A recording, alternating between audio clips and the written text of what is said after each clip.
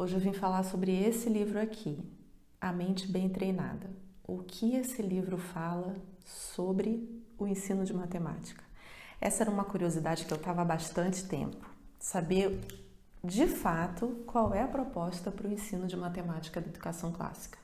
Porque o que eu ouvia falar, desde que eu fiz a opção pelo ensino domiciliar com a Raquel e fiz a opção por um currículo que segue a educação clássica, é que um dos pilares da educação clássica para as crianças menores era a memorização, que primeiro deveria memorizar para depois compreender. E isso em relação à matemática, eu vou ter que confessar que é algo que sempre me incomodou bastante. Então, quando eu encontrei esse livro lá com a Fabiola, da Biblioteca Monteiro, se você não segue o perfil dela, corre lá e vai seguir.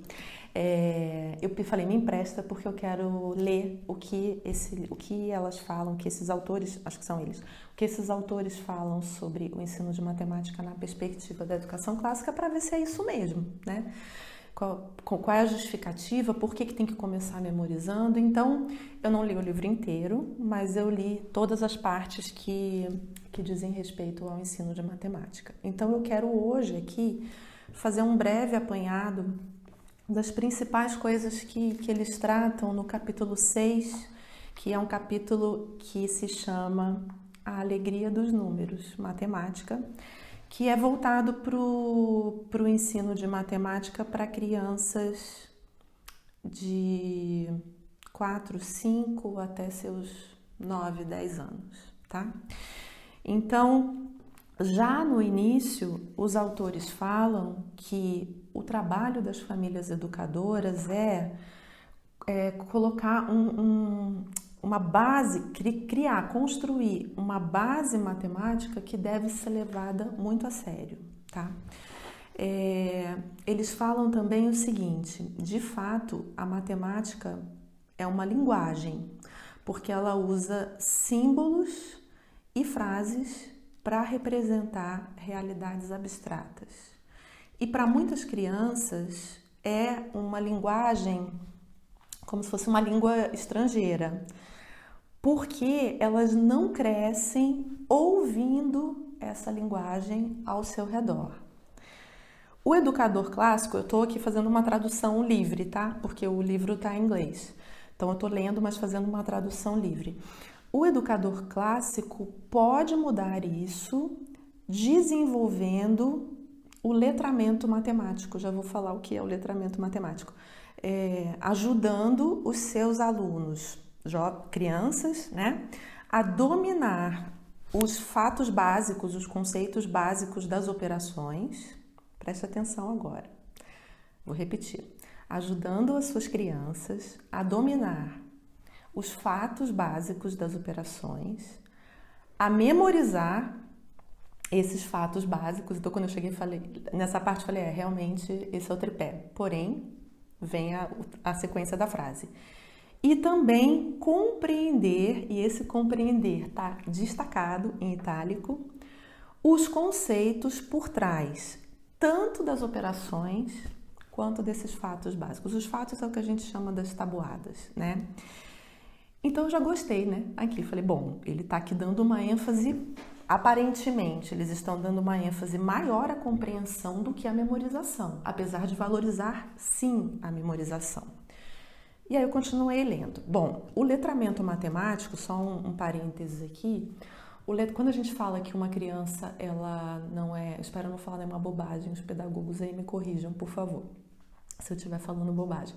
Mas quando a gente fala que uma criança não é letrada, eu entendo que isso é mais ou menos similar a dizer que a criança ela é uma analfabeta funcional, né? É aquela criança que ela consegue juntar as letras, ela consegue ler as palavras, ler de repente uma frase, mas aquilo no todo não faz muito sentido para ela. E ela lê um texto, lê um parágrafo, e se você perguntar o que esse parágrafo falou, o que esse parágrafo quis dizer, talvez ela não saiba te contar o que aquele parágrafo quis dizer, ela só sabe decodificar os símbolos. E tem um conceito semelhante a esse em relação à matemática, que é o letramento matemático. Então, a gente fala que a criança ela é letrada matematicamente se ela, além de saber fazer as operações, se ela souber perceber em que situações da sua vida aquelas operações aparecem e em que momentos recorrer a determinada operação ou a determinado conhecimento matemático para lidar com as questões da vida. Então, aquela criança que, por exemplo, só sabe fazer aquela matemática que é aprendida na escola, daquele jeito que aquela professora ensinou, se você já muda a pergunta, ela já não sabe fazer, essa é a criança que não tem o letramento matemático. Então, eles começam o capítulo falando disso.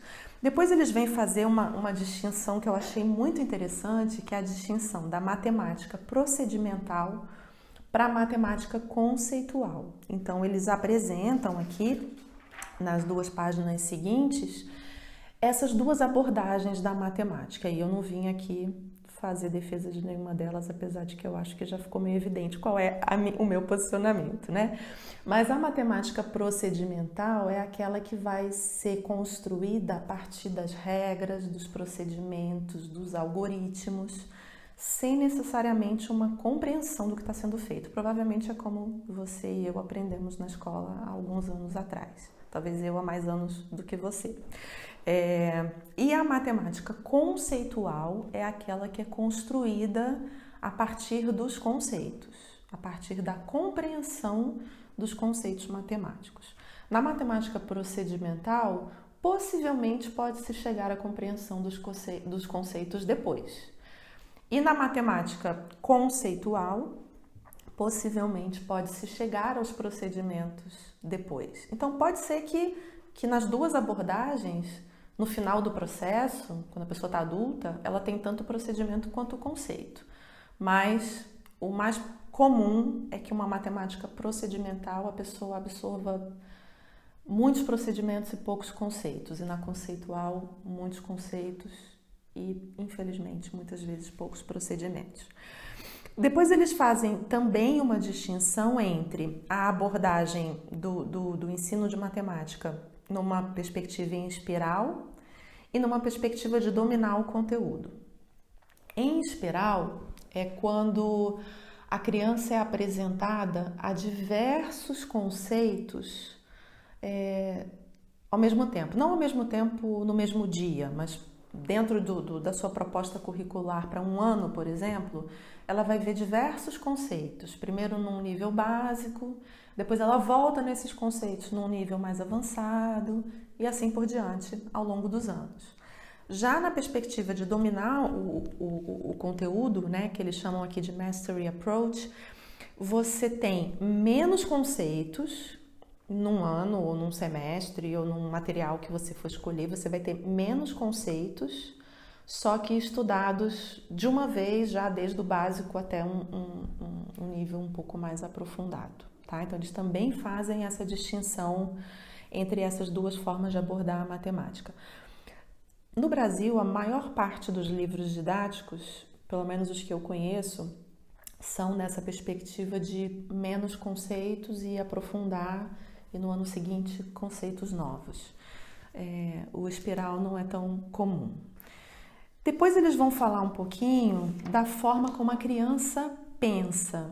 E essa parte também tem algumas coisas bem interessantes que eu vou tentar também fazer uma tradução livre aqui. Então eles começam falando assim: não importa qual é o programa ou a abordagem que você escolha, não importa qual seja o programa ou a abordagem que você escolha, o uso de manipulativos para ilustrar o conceito é vital. Então, eles defendem aqui o uso de manipulativos. Falam o seguinte: esse primeiro passo, né, de apresentar um modelo concreto primeiro, antes de introduzir o conceito, ele é necessário porque as crianças pequenas tendem a pensar em termos práticos. Elas não fazem operações matemáticas na sua cabeça sem pensar no concreto. Então, eles falam assim: se você perguntar para uma criança do 1º ano, que é uma criança lá com seus 6 anos, se você pedir para ela somar 3 e 2, ela provavelmente vai procurar objetos à sua volta ou vai olhar para os seus dedos para somar 3 e 2. Então, ela precisa de um recurso concreto para ajudá-la a pensar. Depois eles falam assim, peraí, tá aqui na outra página. Então você deve propor para sua criança no início para ela fazer atividades de aritmética usando manipulativos, objetos que ela possa ver, tocar e mover, manipular. Toda vez que você ensinar um novo conceito, permita que a sua criança trabalhe esses conceitos a partir da manipulação de objetos reais, concretos, até que aquele conceito faça sentido para ela. Então, eles dão aqui uma ênfase bem grande de uma primeira etapa em que a criança manipula materiais concretos, vê, toca, experimenta, muda de lugar. Estamos falando aqui de novo de crianças de seus 4, 5 anos até 9, 10. Depois eles vão dizer que tem uma segunda etapa de como as crianças pensam. Essa segunda etapa é quando as crianças já dominaram o nível concreto, então elas já conseguem, eles falam, é hora de mudar para aritmética mental. Então elas conseguem imaginar o concreto na sua mente sem precisar tê-lo ali à sua disposição, mas elas ainda recorrem a uma imagem concreta na sua mente. Então esse é o estágio que é chamado no método Singapura do pictórico, né? O método Singapura, ele se baseia nesse tripé do concreto, o pictórico e o abstrato. Então essa segunda etapa é o pictórico. Você, criança, cria uma imagem, imagina aquela situação para resolver aquela questão que é proposta para ela. Eles falam ainda que a criança entre os 5 e 7 anos geralmente precisa dos objetos concretos. E a criança de 8 a 10 geralmente já estão nessa segunda fase, que é o do pictórico. Aí eles dão um exemplo interessante. Eles falam assim: pergunte para uma criança de 5 anos quantas pessoas há na sua família, se estiverem todas lá na sala, né? Ela provavelmente vai se virar e contar cada uma que está presente. Já se você fizer a mesma pergunta para uma criança de 8 anos, provavelmente ela vai pensar: tem eu, o meu pai, a minha mãe, o meu irmão, que é o fulaninho, a minha irmã, o meu tio, a minha avó. Então ela só pensou, visualizou as pessoas, sem precisar de fato contar e apontar para cada uma. Esse é um exemplo que eu achei interessante para a gente entender essa distinção dessas duas primeiras etapas. E aí eles falam então que a terceira etapa é a do pensamento abstrato. É quando a criança não precisa mais fazer uma associação com algo concreto para ela compreender o que é 5 mais 7 ou 27 vezes 2 ou qualquer outra operação matemática. E eles complementam ainda nessa parte dizendo que o objetivo desses anos iniciais da matemática é levar a criança da fase em que ela precisa manipular objetos reais até a fase em que ela imagina os objetos mentalmente. É só depois dos 10 anos, que se torna um objetivo que ela abstraia. Essas idades, obviamente, não são tão rígidas, né? As crianças são diferentes e cada criança atinge um nível desses numa idade diferente. Uma coisa muito interessante que eles falam aqui também é que toda vez, mesmo que a criança já esteja num nível do pictórico, né, de fazer uma imagem da situação, toda vez que for apresentar um conceito novo para a criança, dentro dessas faixas etárias aqui, é interessante trazer o concreto, né?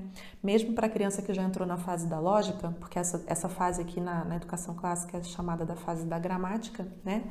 E a criança na fase da lógica, que é dos seus 11 anos em diante, mesmo nessa fase, ela pode ainda sentir a necessidade de visualizar no concreto primeiro quando ela é apresentada algum conceito novo. Eu tenho que me segurar aqui para não ficar dando as minhas opiniões, né? Mas quem já me conhece já deve saber qual é. Depois eles vão falar um pouquinho sobre a tabuada da multiplicação, que é uma grande polêmica, né? É uma pergunta que eu ouço sempre. Inclusive, um dos primeiros vídeos que eu gravei e postei no Instagram foi sobre isso. Sobre essa pergunta, precisa decorar a tabuada? Não precisa? Como fazer para decorar? Então, segundo o que está dito aqui, nesse livro, e eu concordo, é difícil não se posicionar, eu concordo, a memorização da tabuada, ela é importante, né? Porque não vai dar para a criança ficar, ou a gente adulto ficar grande e não saber alguns resultados de cabeça. A questão é, se você parte da memorização, se você coloca isso como seu ponto de partida, que é o que eu entendia, que as pessoas entendiam sobre a proposta da educação clássica, acho que muitas pessoas entendem assim realmente porque fazem isso, ou se você primeiro compreende o que é multiplicar, para depois, então, como uma consequência, às vezes é só uma consequência, a criança acaba memorizando, de tanto que vai trabalhar com aquilo, na compreensão da multiplicação e nas situações que são propostas para ela resolver, ela vai acabar memorizando. Ou não, ou vai precisar realmente de alguma ajuda externa, algum mecanismo que ajude a memorizar, se a família assim achar importante, né? Mas o que os autores aqui do livro colocam eles consideram importante sim, mas eles falam que, nesse ponto, a memorização das tabuadas de multiplicação, elas reforçam e fortalecem o conceito que a criança já compreendeu. Então, eles são defensores, sim, de que a memorização é importante, porém, para eles, ela deve ser posterior à compreensão, né? Ou posterior ou concomitante, né? Mas eles não defendem aqui que seja uma memorização sem sentido. Inclusive, eles falam bastante aqui nesse capítulo que não adianta de nada ficar sabendo recitar os resultados, né? Se na hora que precisa resolver alguma situação, não sabe nem que conta vai precisar usar. Então, também achei bem interessante isso aqui.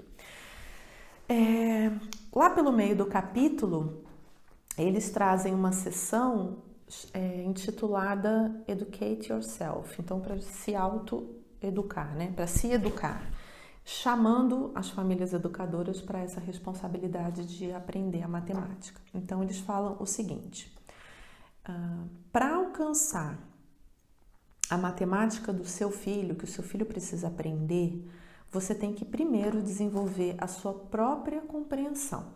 E aí eles já vão logo acalmando as famílias. Não se preocupe.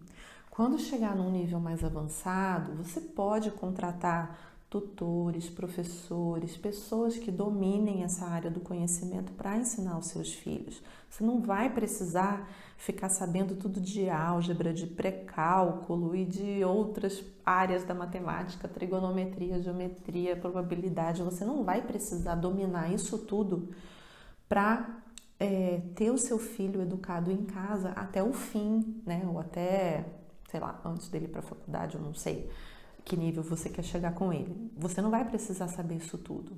Porém, aí vem um parágrafo aqui deles, não meu. Porém, você precisa compreender o básico do pensamento matemático. Se a sua criança do primeiro ano, 6, 7 anos, tem que dominar o sistema de valor posicional é entender o que é unidade, dezena, centena, para então compreender as operações. Então, se a sua criança de primeiro ano, 6, 7 anos, precisa dominar o sistema de valor posicional, e aí está com ênfase aqui, realmente dominar, não apenas aprender passos para resolver. Você tem que dominar isso também. Sua criança tem apenas 6 anos e você é um adulto. Então, essa é a chamada de atenção que eles dão aqui para os pais, né? E, de fato, se a gente pensar nas nossas crianças até 10 anos, elas nos solicitam bastante. Elas estão lá fazendo alguma atividade de alguma matéria e elas perguntam: mãe, me ajuda aqui. Então, se eu não souber, como eu vou ajudar, né? E até essa idade, ele está colocando aqui o básico como 6 anos, mas eu acho que até os 9, 10, Dá para compreender o que as crianças precisam aprender e é ideal que os pais compreendam o que a criança precisa aprender para ajudá-las nesse início. E depois, se realmente não for uma área de afinidade da família, como eles mesmos colocam aqui, aí sim você pode terceirizar esse ensino. Depois eles vão falar um pouquinho de como escolher um programa. Então, olhando para essas distinções que eles fizeram aqui sobre a matemática procedimental e a matemática conceitual, e um currículo que é em espiral, em oposição a um currículo que foca em dominar os conteúdos, né, antes de passar para um próximo. E eles chamam a atenção para duas coisas aqui que eu também acho que merecem ser citadas. Quando eles falam dessa distinção entre o currículo, entre a matemática, entre os programas que abordam a matemática procedimental e a matemática conceitual, eles falam que sempre um vai deixar a desejar no que o outro é forte, né? Isso é meio óbvio. Então, o ideal é que a gente possa complementar, né? Eu costumo até dizer que o ideal é que a gente possa ter não só um material para nos nortear, mas mais de um. Então, de repente, você escolhe um para ser o seu guia principal, digamos que você opte pelo procedimental. Então, você vai escolher um material que foca mais nos procedimentos, mas é bom ter um outro que seja forte na área conceitual para você poder complementar de vez em quando, né? Eles até falam aqui também, em algum outro momento do capítulo, que uma boa maneira da gente avaliar se o nosso filho está aprendendo é trazer questões de um material diferente daquele que ele usa para ver se ele consegue resolver. Porque o que acontece, isso acontece muito na escola e acontece com os materiais didáticos também, que a criança se habitua com o jeito da pergunta, o jeito da questão, que acaba sendo muito homogêneo com um professor ou com um material didático. Então, se você muda a pergunta, então se você muda o material, você vai ter uma abordagem um pouquinho diferente, uma pergunta um pouquinho diferente. Se ele ainda der conta de responder aquilo, é porque ele realmente aprendeu o conceito. Mas se ele só souber responder quando a pergunta está feita daquele jeito, então ele está só sendo treinado, ele não está aprendendo a pensar matematicamente. E um outro comentário que eles fazem aqui é que as crianças, os estudantes, aprendem de forma diferente. Isso também é fundamental e a gente não pode esquecer. Crianças que pensam de forma muito concreta podem se sentir frustradas em programas muito conceituais, porque elas são crianças que aprendem procedimentos muito fáceis, elas seguem ordens e regras de uma maneira muito fácil. Aquilo acaba fazendo algum sentido para elas. Então, forçar a barra num programa muito conceitual para esse tipo de criança pode ser ruim. Por outro lado, as crianças que precisam compreender para se sentirem motivadas e encantadas com o que estão aprendendo, elas vão ficar extremamente frustradas se tiverem que lidar com um material muito procedimental. Então, isso é fundamental a gente ter essa compreensão, né? Muita gente me pergunta, qual material você acha que é o melhor material? Essa é uma pergunta complicadíssima para eu responder ou para qualquer outra pessoa responder, porque para cada criança vai existir um melhor material, mesmo na mesma casa, né? Mesmo que de repente você tenha uma concepção de que o melhor é a matemática conceitual, mas você pode ter mais de um filho e um filho ser como você, que quer compreender o porquê das coisas, aquela criança que sempre pergunta, mas por quê? E o outro não, só me diz aqui como é que é a regra que eu quero fazer e acabar logo para brincar, né? Então a gente tem que conseguir perceber que material vai se adequar melhor ao perfil do nosso filho, né? E tomando muito cuidado, isso é muito complicado. Para mim, talvez mais que sou professora de matemática, tomando muito cuidado para não querer impor aquilo que você acredita que é o melhor, né? Porque aquilo pode ser o melhor para você, mas não ser para o seu filho. Então, a gente também ter um pouquinho dessa flexibilidade. E por último, eu não vou comentar o capítulo inteiro, mas da última parte que eu quero comentar, eles só trazem um alerta que uma vez que você escolheu um programa, né, um currículo que contemple toda a educação, tentar ficar com ele. Por quê? Porque se você muda muito entre currículos de abordagens muito diferentes, isso pode acabar causando uma confusão na cabeça da criança.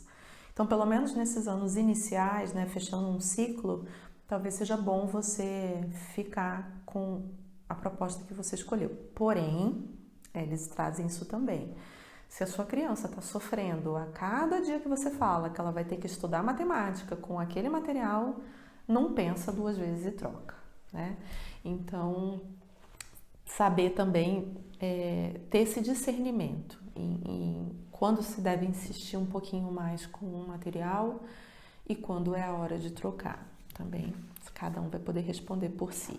E aí no final do capítulo eles trazem uma parte bem interessante, mas que não se aplica muito pra gente aqui no Brasil, que é uma análise detalhada de vários currículos de matemática para homeschooling, só que americanos, né? Alguns que muitas famílias aqui têm acesso, como o método Singapura, como o Matthew-C, que algumas pessoas eu sei que usam. Eu já vi algumas pessoas falando do Micon, do Saxon.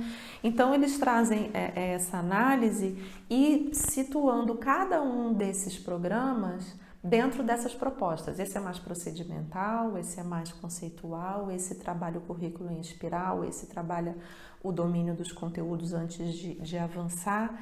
Então é muito interessante, porque essa é a dúvida que muitas famílias que estão começando têm, né? Como eu vou escolher o material para usar com meu filho? Então, mesmo a gente não tendo todos esses materiais aqui no Brasil, mas eu quis compartilhar isso porque, pelo menos entendendo essa diferença entre o procedimental e o conceitual, eu acho que já nos capacita a olhar os materiais que existem no Brasil, mesmo que a gente ainda não tenha materiais específicos para educação domiciliar, mas a gente pode pegar livros didáticos e fazer ali uma seleção do que a gente quer que o nosso filho estude naquele ano ou não, e conseguir de repente fazer essa análise, se ele é um material mais procedimental, mais conceitual, dependendo do que você vai querer ensinar, de que forma você vai querer ensinar para os meus filhos. Então, como eu falei um pouquinho eu tentei falar do capítulo sem me colocar muito, mas eu não consigo, né? E como no começo eu iniciei falando da minha angústia de achar que a educação clássica tinha como base forte, como início a memorização, eu terminei essa leitura muito contente e mais tranquila por a minha filha estar num programa de educação clássica, porque pelo que está escrito aqui, né, essa é a única fonte de educação clássica que eu li, não li outras, mas pelo que está escrito aqui, a memorização é importante sim, porém depois da compreensão, e aí isso casa muito bem com aquilo que eu acredito para o ensino de matemática. Eu espero que isso possa também ter trazido algum esclarecimento para vocês e de alguma forma ajudar nessa escolha difícil que é o que ensinar, como ensinar, que programa usar, que livro usar, mas eu espero que isso ajude vocês um pouquinho.